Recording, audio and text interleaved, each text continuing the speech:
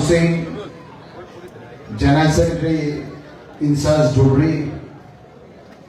Secretary Deep Mujumdar, Mansur Alam, Secretary Incharge APCC Dhubri, Wajid Ali Chaudhary, Congress of Justin Neta, Chief Whip AP, our Congress Legislative Party, Mur Bhatri, Mur Bondhu, Vidayok, Subhan Ali Sarkar,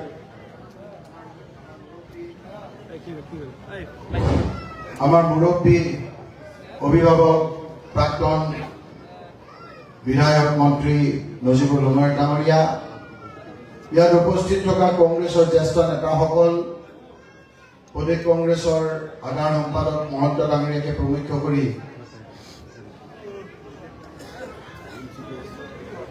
প্ৰদেশ কংগ্ৰেছৰ বিষয়ববীয়াসকল, জিলা কংগ্ৰেছৰ বিষয়ববীয়াসকল, যুৱ Congress NICY, মহিলা কংগ্ৰেছ সেৱা দলৰ সহকৰ্মী বন্ধুসকল, নিৰ্বাচিত প্ৰতিনিধিসকল, জিলা পৰিষদ,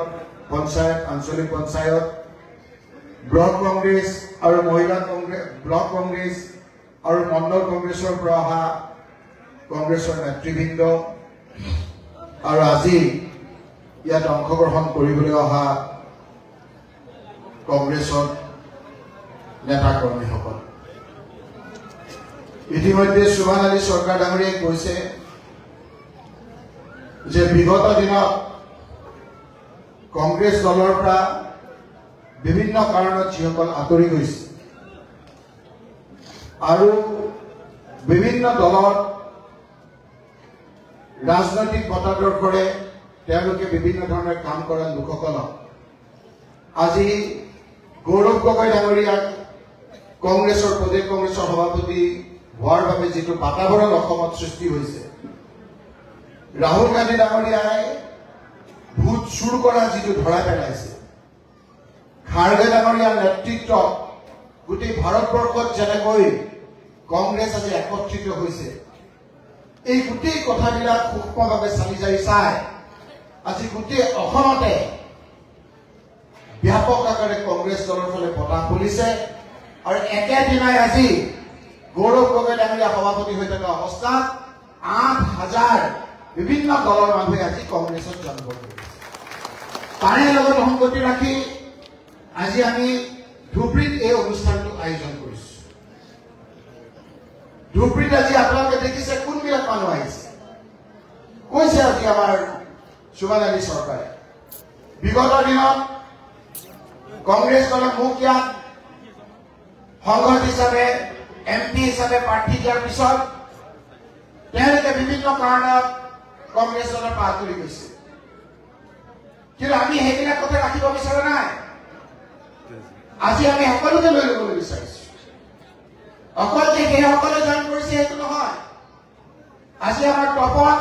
কাৰ্তিক ৰাতিপুৱাৰ পৰা ফোন কৰি আছে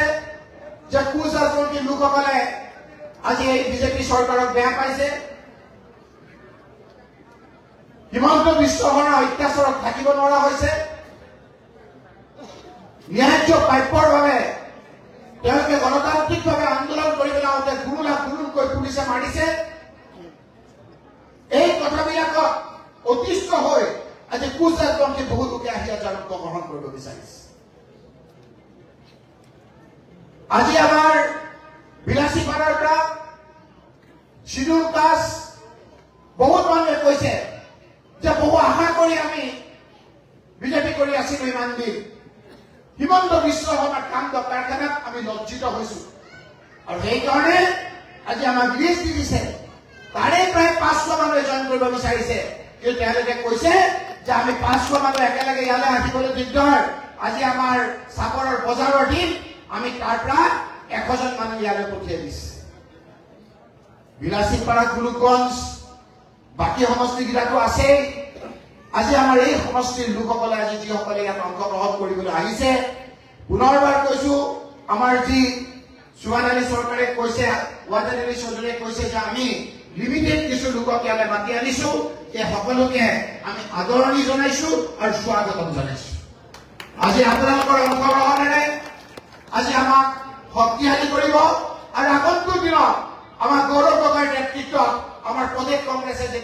চৰকাৰ কৰিব আৰু তেতিয়া আপোনালোকৰ ইয়াৰ শক্তি যে বঢ়ালে এই কথাটো আমি মনত ৰাখিব এই সভাখন আজি মনত ৰাখিম ইয়াৰ পিছৰ পৰ্যায়ত আমি ব্লক কংগ্ৰেছত জইন কৰিবলগীয়া হৈছে আজি আমাক বহুতে কৈছে ডাঙৰ ডাঙৰ এক্স এমএলএ এমএলএ তেওঁলোকৰ পৰা আদি কৰি বিভিন্ন কাৰণে জইন কৰিবলৈ বিচাৰিছে বিভিন্ন আমাৰ ব্লক কংগ্ৰেছত জইন কৰিবলৈ বিচাৰিছে অকল যে ইয়াতে একো নহয় আজি লক্ষীপুৰত ব্যাপকভাৱে আপোনাৰ জইন হৈছে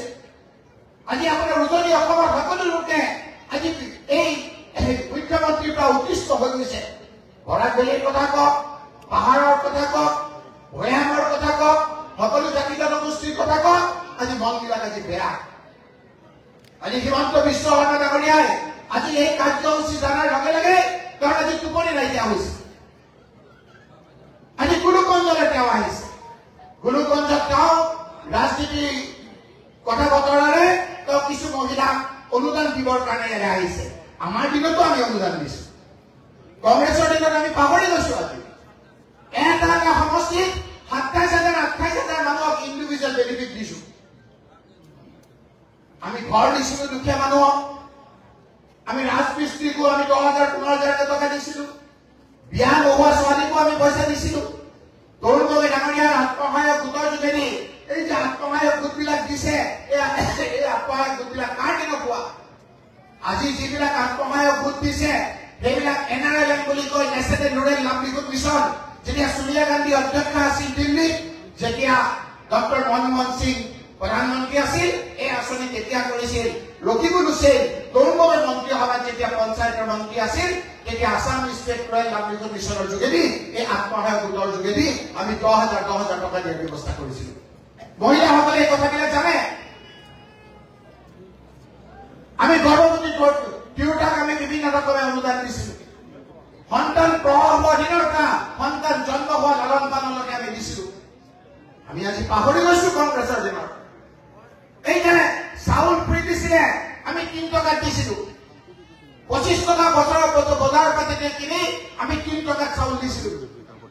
২২ টকা আমাৰ চৰকাৰৰ পৰা ৰাইজৰ কাৰণে আমি দিছিলো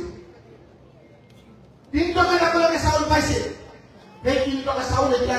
হিমন্ত বিশ্ব শৰ্মাই ফ্ৰী কৰি দিছে হিমন্ত বিশ্ব শৰ্মাই কমাইছে ৩ টকা আৰু আমি কমাইছো ২২ টকা কথাবিলাক আজি আমি পাহৰি গৈছো যে তৰুণ গগৈ ডাঙৰীয়া যেতিয়া ২০০১ চনত মুখ্যমন্ত্ৰী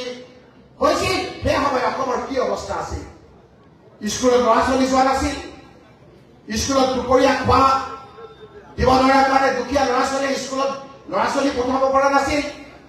আমি তেতিয়া দুপৰীয়া আহাৰ দিছিলো মই আজি অলপ ছুটিকে কৈছো এই দুপৰীয়া যে স্কুলত ল'ৰা ছোৱালী যেতিয়া আহাৰ দিছে সেই আহাৰ কংগ্ৰেছৰ দিনত তৰুণ গগৈৰ দিনত দিছিল আমি পাহৰি গৈছো আজি যেতিয়া দেখিছিল যে স্কুলৰ ল'ৰা ছোৱালীক ফ্ৰী দিয়াৰ পাছতো স্কুলত ল'ৰা ছোৱালী যোৱা নাই তেতিয়া তৰুণ গগৈ ডাঙৰীয়াই চাইছিল যে ক্লিকাৰ্ডে দিয়া নাই বোলে কেনেকৈ যাব দিব দুখীয়া মানুহে ল'ৰা ছোৱালীক বাপেকে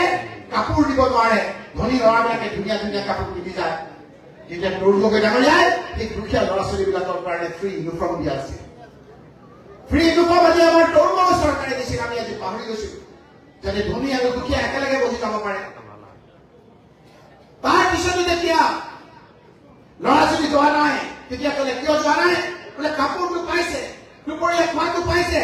কিতাপ কিনিবলৈ পইচা নাই আজি যিটো কিতাপ ফ্ৰী সেই সময়ত তৰুণ গগৈ চৰকাৰে ফ্ৰী দিছিল কিন্তু আমি এই কিতাপ ইউনিফৰ্মৰ কাৰণে ভোট বিচাৰি ঘূৰি ফুৰা নাছিলো 8-9-10 ছোৱালী আগতে ছোৱালী স্কুললৈ যোৱা কম আছিল মই দি দিম ডাটা এই যে স্কুলত যোৱা আৰম্ভ হ'ল বিভিন্ন আমাৰ চৰকাৰৰ প্ৰচেষ্টাৰ কাৰণে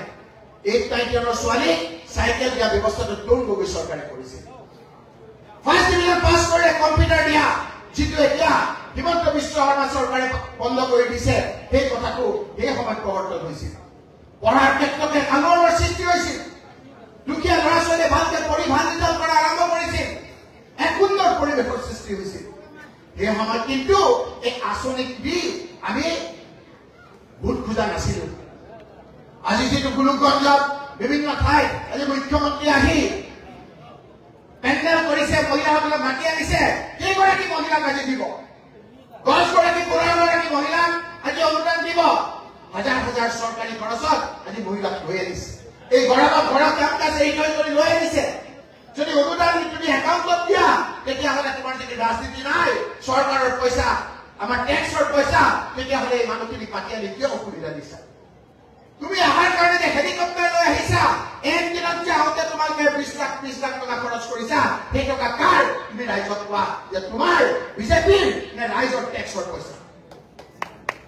তুমি যে আহিছা এই যে পেণ্ডেল কৰিছা 20 কোটি টকাৰ যে আজি পেণ্ডেল এই যে মিটিঙৰ কাৰণে কৰিছা সেই পেণ্ডেলৰ টকা কাৰ আমাৰ এই মুৰ্গৰ ঘাম মাটিত পেলাই খেতিয়কে যি টেক্স দিছে সেই টেক্সৰ পইচাৰে তুমি এই পেণ্ডেল কৰি 20 কোটি টকা খৰচ কৰি তুমি আজি পুঁজি কৰি ফুৰিছা এই কথাবিলাক আজি ধৰা পৰিছে কিন্তু আজি গোলকগঞ্জত যে আহিছে কেৱল সেইটো কাৰণে অহা নাই গোলকগঞ্জত কিয় আহিছে জানে গোলকগঞ্জত যে এখন গেট আছে সিন্ডিকেট আছে নামটো জানে পাৰিলে এতিয়া মোৰ বহুত আমাৰ ৰিপৰ্টাৰে কাটিলে দিব চবেই নহয় ৰঙা টিভিটো যে সেইটো কাটিলে দিব সোণাইহাটৰ গেট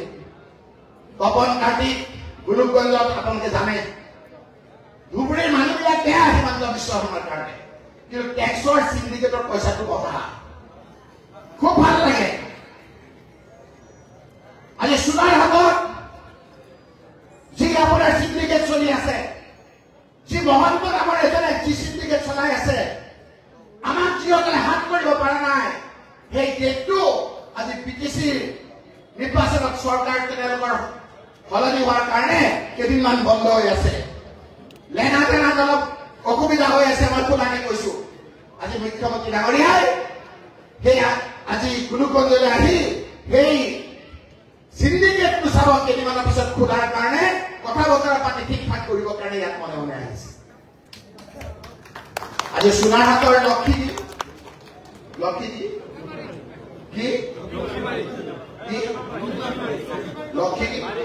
লক্ষীমাৰী চবৰে মুখে মুখে সাহস নকৰে সোণাইহাটৰ লক্ষীমাৰী বিগত দিনত বলদাৰ্গ বিভিন্ন ক্ষেত্ৰত যি সিন্ডিকেট চলি আছে এই সিন্ডিকেট কি আর উপায়ুক্ত নাজানে এই সিন্ডিকেট কি আর এসপিয়ে নাজানে ও দুখীয়া মানুহৰ ঘৰকেইটা আপোনালোকে ইলিগেলি ভাঙিব পাৰে ৰেভিনিউত থকা মানুহৰ ঘৰবিলাক ভাঙিব পাৰে আকৌ হাইকোৰ্টৰ পৰা ট্ৰেন্সফৰ্মাৰ লগাই লাইন লগাই দিবলৈ আমি বাধ্য কৰাইছো ৰাইজ যিসকলৰ ঘৰ বাৰী ভাঙিছে দুখ লাগিছে অন্যায়ভাৱে অত্যাচাৰ কৰিছে মই নহয় নিখিল ভাৰত কংগ্ৰেছৰ সভাপতি খাৰ্গে ডাঙৰীয়াই কৈছে যিসকল দুখীয়া মানুহ লেটলেছ মানুহ এজনকৈ আমি মাটি আৰু ঘৰ দিম আপোনালোকক আজি মই ইয়াত কৈ গৈছো হয় অত্যাচাৰীসকলৰ সময়ত বিভিন্ন ক্ষেত্ৰত আমি এইধৰণে অত্যাচাৰ হয় আজি কোনখিনি মানুহক আজি অত্যাচাৰ কৰা নাই হিমন্ত বিশ্ব শৰ্মাই আজি গোলাঘাটত মেৰাপানী অঞ্চলত যি ঘৰ ভাঙিলে বাহাদুৰি মাৰিলে আজি যে নাগা আহি এইখিনি দখল কৰিলে তেওঁলোকে পলাই পত্তন দিলে তাৰ পৰা তেওঁলোকে পলাই পত্তন দিলে অসমৰ মাটি যে দখল কৰিলে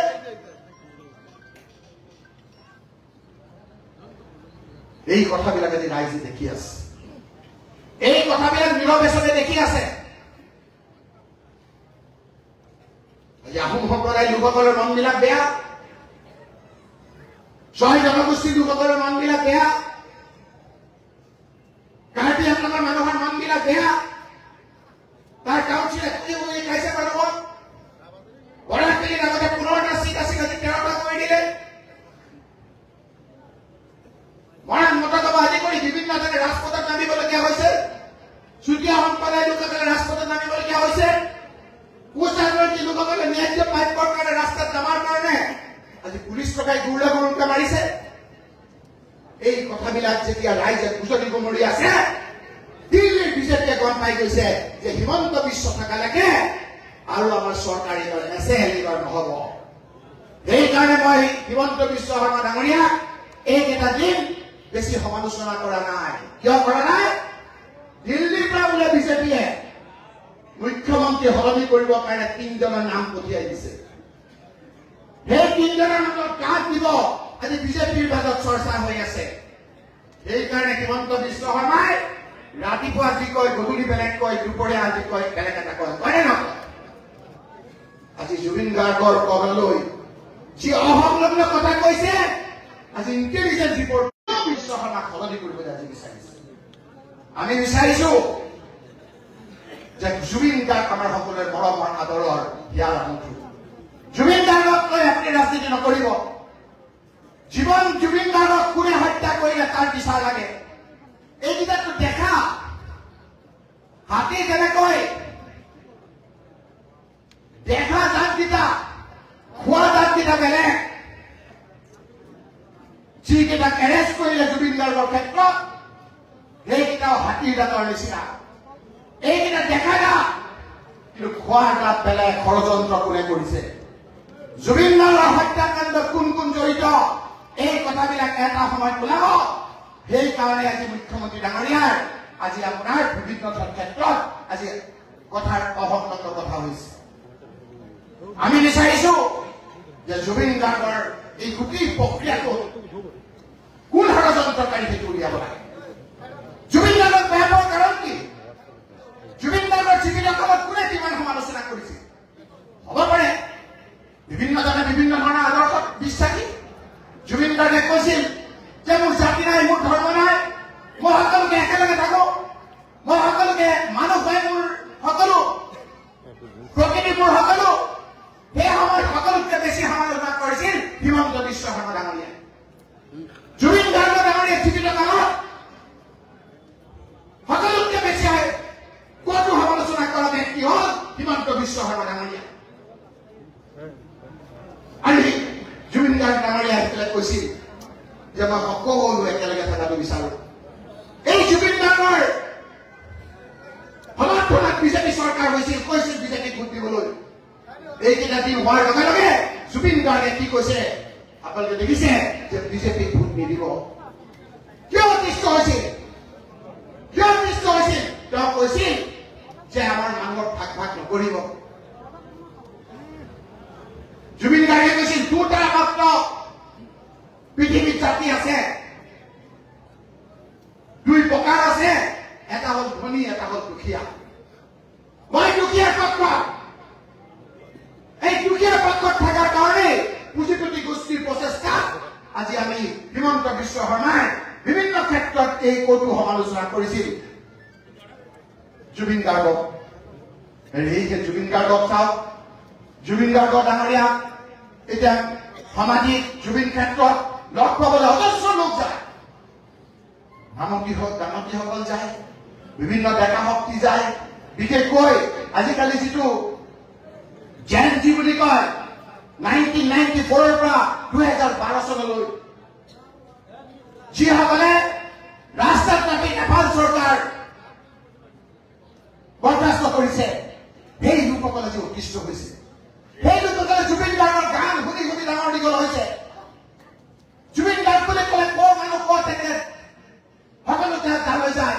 জুবিন গাৰ্গক আজি ভাগ ভাগ কৰিব বিচাৰিছে, জুবিন অনুৰাগীক আজি ভাগ ভাগ কৰিব বিচাৰিছে। হিমন্ত বিশ্ব শৰ্মাই গৈ চাওক যে আজিও দিনে ৰাতিয়ে জুবিন গাৰ্গৰ সমাধিস্থলীৰ ক্ষেত্ৰত কোনে গৈ কান্দি আছে। কি আছে তেওঁলোকৰ? তেওঁলোকে কৈছে জুবিন গাৰ্গৰ হত্যাৰ বিচাৰ লাগে। আজি জুবিন গাৰ্গৰ জুবিন ক্ষেত্ৰ আজি এটা তীৰ্থস্থানলৈ পৰিণত হৈছে। সেইকাৰণে হিমন্ত বিশ্ব শৰ্মাই মানুহৰ মনটো ডাইভাৰ্ট কৰিবৰ কাৰণে বিভিন্ন ধৰণৰ অপচেষ্টা চলাইছে, বিভিন্ন ধৰণৰ প্ৰচেষ্টা। আজি জুবিন গাৰ্গ ডাঙৰীয়াৰ জুবিন ক্ষেত্ৰলৈ মানুহ যোৱাত বাধা দিছে যে এটাৰ পৰা এটালৈ যাব পাৰিব, এটাৰ পৰা এটালৈ যাব নোৱাৰিব। কাৰণ জুবিন গাৰ্গৰ সমাধিস্থলীত মানুহ গলে তেওঁৰ আজি অন্তৰ কবি যায়, কিন্তু প্ৰকৃত ষড়যন্ত্ৰকাৰী যদি ধৰা পৰে। সেইকাৰণে বিভিন্ন ক্ষেত্ৰত আমাৰ ডাইভাৰ্ট কৰিবলৈ বিচাৰিছে। সেইকাৰণে আজি টিভি সাক্ষাৎকাৰ মই আহি থাকোঁতে দেখিছো, টিভি সাক্ষাৎকাৰত এজনে কৈছে যেতিয়া বিজেপিৰ এজন মুখপাত্ৰই বিভিন্ন ধৰণে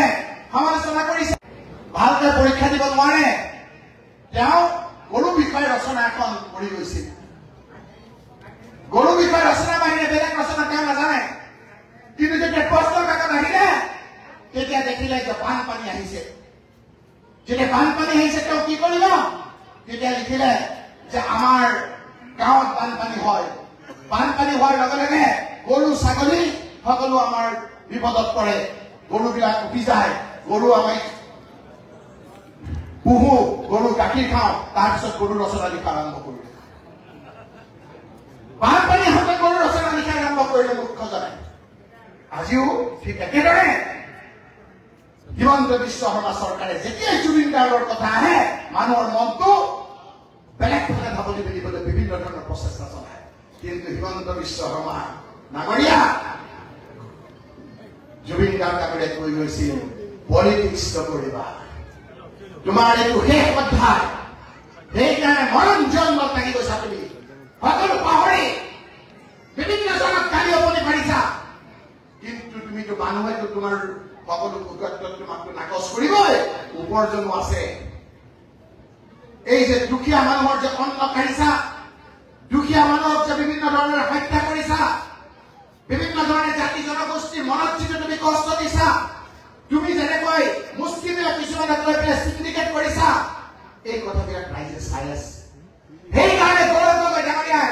ক'লে যে মই জইন কৰিব গৈছো 10 তাৰিখে জইন কৰিব গৈছো আজি মোৰ গুৱাহাটী ৰাজ্যিক ভৱনত নগৰা হৈ গৈছে মানুহক কেতিয়া ইলেকশ্যন আহে কেতিয়া হিমন্ত বিশ্ব যায় কিবা হিমন্ত বিশ্ব যায় তাৰ কাৰণে বাট চাই আছে তেতিয়া আমাক কৈছে যে আমি এতিয়া জিৰাই আমি জইন কৰিব বিচাৰিছো মই সেইকাৰণে আজি ধুবুৰীৰ যিসকল কৰ্মকৰ্তা যিসকল ইয়ালৈ আহিছে সকলোকে মই স্বাগতম জনাইছো সকলোকে মই ৱেলকাম কৰিছো সকলোকে আমি আদৰ জনাইছো আপোনালোকে আজি মই আহি থকা অৱস্থাত আৰু বহুতে ফোন কৰিছে যে আমি অংশগ্ৰহণ কৰিব খুজিছো হিমন্ত বিশ্ব শৰ্মা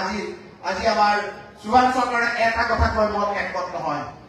সুভাষ চৰকাৰে কৈছে যে সকলোকে জইন কৰিব দিম মই সকলোকে জইন কৰিব নিদিম সকলোকে জইন কৰিব কিন্তু হিমন্ত বিশ্ব শৰ্মাৰ কাৰণে কলা বন তাক আৰু জইন কৰিব নিদিম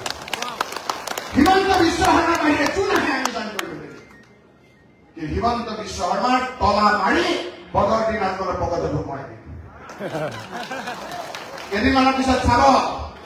হিমন্ত বিশ্ব শৰ্মাই যেতিয়া অকলে বলে নোৱাৰে তাৰ আগৰ বন্ধু আকৌ বদৰ দিন আন্দোলনলৈ আহি আছে আকৌ বিভিন্ন ধৰণৰ কথা কব আকৌ আমাৰ মাজত ভাগ কৰিব উগ্ৰ তিতা উগ্ৰ মিঠা দুটা পৰ্বি এই কথাবিলাক আপোনালোকে ভালকে চাব লাগিব খোজবিলাক দিওঁতে একো ভালকে দিব লাগিব কথাবিলাক কওঁতে একো ভালকে ক'ব লাগিব যাতে কোনো মানুহে কোনো মনত কষ্ট নাপায় আমি দুখীয়া মানুহৰ পক্ষত আছো যেনেকৈ মানুহখিনিক উপকৃত কৰিম তাৰ প্লেনিং আজি গৌৰৱ গগৈ ডাঙৰীয়া জিতেন্দ্ৰ সিং ডাঙৰীয়াসকলে কৰি আছে যেনেকৈ আমাৰ চৰকাৰ আহিলে প্ৰত্যেকটো মানুহক প্ৰত্যেকটো জাতীয় সম্প্ৰদায়ৰ মানুহক কেনেকৈ আমি বিভিন্ন প্ৰকাৰে সহায় কৰিম সেইখিনি কথা চাই আছে সেইকাৰণে মই আজি আপোনালোকক আহ্বান জনাইছো যে কংগ্ৰেছৰ সদস্যসকলে মাত কথাবিলাক মাৰ্জিত হ'ব লাগিব বিজেপিৰ বিষয়ে উদ্বোধনী কৰি সাধাৰণ ৰাইজে বেয়া পাব সকলো জাতি জনগোষ্ঠীক আমি একেদৰে আমি চাব লাগিব জুবিন গাৰ্গে যেনেকে কৈছে দুখীয়া আৰু ধনী আমি সদায় দুখীয়াৰ পক্ষত থাকিব লাগিব ভাত ধনী মানুহৰ পক্ষতো থাকিব লাগিব কিন্তু সেইবুলি আদানীৰ পক্ষত আমি নাথাকো আদানীক 1 টকাত 1 বিঘা মাটি দিয়ে 1 টকা আৰু সেই আদানীয়ে যেতিয়া বিজুলী উৎপাদন কৰে ভাৰতৰ ভিতৰত বেছি ৰেটত অসমে কিনিব লাগে এই কথাবিলাক আজিৰ আলোচ্য বিষয় নহয় মই পিছত কৰিম এটাকে সেইবিলাক কথাবিলাক আমি কৰিম হাফৰে আমি কংগ্ৰেছ কৰিব লাগিব হাফৰে আমি একত্ৰিত হ'ব লাগিব আজি বিষয়াসকলে যিসকলে হিমন্ত বিশ্ব শৰ্মাৰ ইলিগাল অৰ্ডাৰ মানি ফুৰিছে ভাবিছে তেওঁলোকক পৰিত্ৰাণ পাব আজি ৰাহুল গান্ধী ডাঙৰীয়াই ভোট চুৰ ধৰি কৈছে যে যিসকলে ভোট চুৰ কৰিছে ভাবিছে বাছৰিতে বাচি যাব যিসকলে ভোট চুৰ কৰি বিষয়াসকলে ৰিটাৰ্ণ হ'ব সেই লোককো আমি আইনৰ মধ্যৰে আনি পেলাই শাস্তি দিব আপোনালোকে চিন্তা নকৰিব যদি ইয়াত কোনোবা বিষয়া ডাঙৰ বিষয়াই ইলিগেলি দুখীয়া মানুহক অত্যাচাৰ কৰিছে সেই লোকসকলক দৃষ্টান্তমূলক আইনৰ গতিত থাকি আমি শাস্তি দিম আপোনালোকে চাব সকলে মানা নাই 99.99% পুলিচ বিষয়া অসমৰ ভাল মাত্ৰ 0.1% হিমন্ত বিশ্ব শৰ্মাৰ মতে চলে সেইখিনিক আমি চিহ্নিত কৰিব লাগিব আজি বিভিন্ন অফিচাৰ ক্ষেত্ৰতো সকলোৰে মনবিলাক বেয়া নহয় আমাক কৈ আছে আমাক আহিছে কথাবিলাক কৈছো যে যাৰ নেতৃত্বত আহিছে তেওঁৰ কামবিলাক যেতিয়া ক'ব তেওঁৰ থকা লোকসকল তাতে থিয় হ'ব আমাৰ সেৱা দল আছে যুৱ কংগ্ৰেছ আছে মহিলা কংগ্ৰেছ আছে সেৱা আমাৰ NSY আছে সেই লোকসকলে আমাৰ হৈ আপোনালোকক তাতে কংগ্ৰেছৰ ফ্লেগ, কংগ্ৰেছৰ মালা আৰু কংগ্ৰেছৰ মাফলাৰ আৰু কংগ্ৰেছৰ টুপি আপোনালোকক দিব। বুজি পাইছেনে? এইখিনি কথাৰে মই এতিয়া খাদ্দাম হুছেইন ডাঙৰীয়াক আজমা বেগমক অনুৰোধ কৰিম যে তেওঁ লিষ্টখন কৰিব আৰু আমাৰ এতিয়া যোগদান কাৰ্যসূচী আৰম্ভ হ'ব। সকলোকে ধন্যবাদ আৰু কৃতজ্ঞতা জনাই যিসকলে এই সভাখন কেইদিনমানৰ ভিতৰতে ছাকচেছ কৰিলে। এইটো মাত্ৰ আমাৰ আৰম্ভণি। ইয়াৰ পিছত ব্লক কংগ্ৰেছতো হ'ব বা জিলা কংগ্ৰেছতো আমি কৰিম। অসমৰ ভিতৰত 100 ভোট আমি ইয়াৰ সকলো সমষ্টিত আমি জিকিম। আপোনালোকে চাই থাকক। আমাৰ এতিয়া ডাঙৰ ডাঙৰ